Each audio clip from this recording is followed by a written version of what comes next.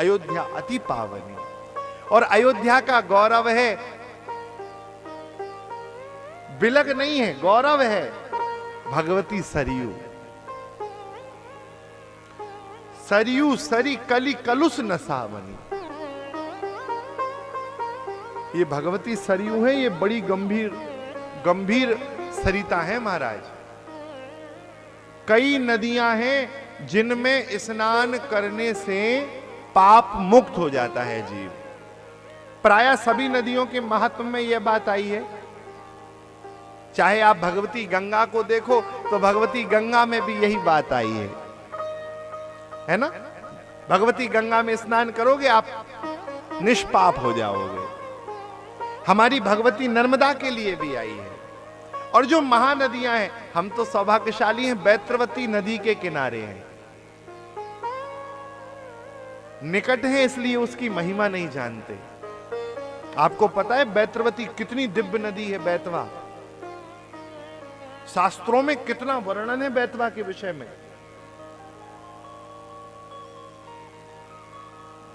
जिस प्रकार गंडकी नदी में तैरने वाली शिला शालिग्राम रूप है,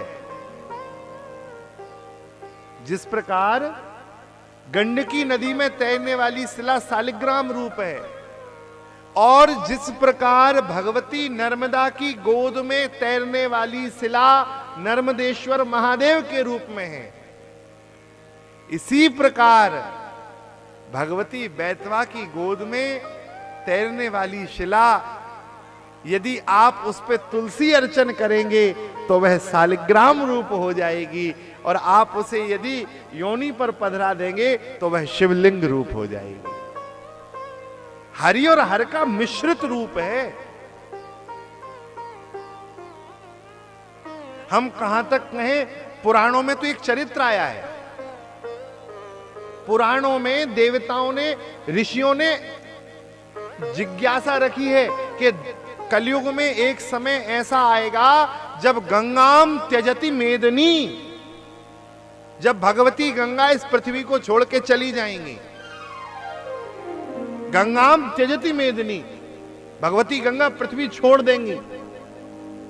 और ऋषियों ने कहा महाराज जब गंगा जी चली जाएंगी तो फिर हमारे पितरों की अस्थियों का विसर्जन कहां होगा, फिर गंगा जल के स्नान का फल कहां मिलेगा, फिर हम गंगा जल का सेवन कहां कर पाएंगे।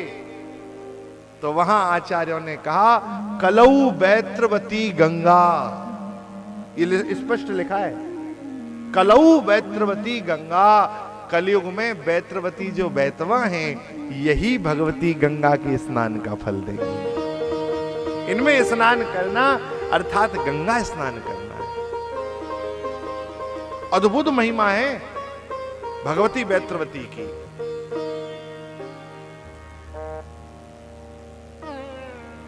हम लोग निकट हैं, इसलिए निकटता के कारण बैत्रवती जी की महिमा को नहीं जानते।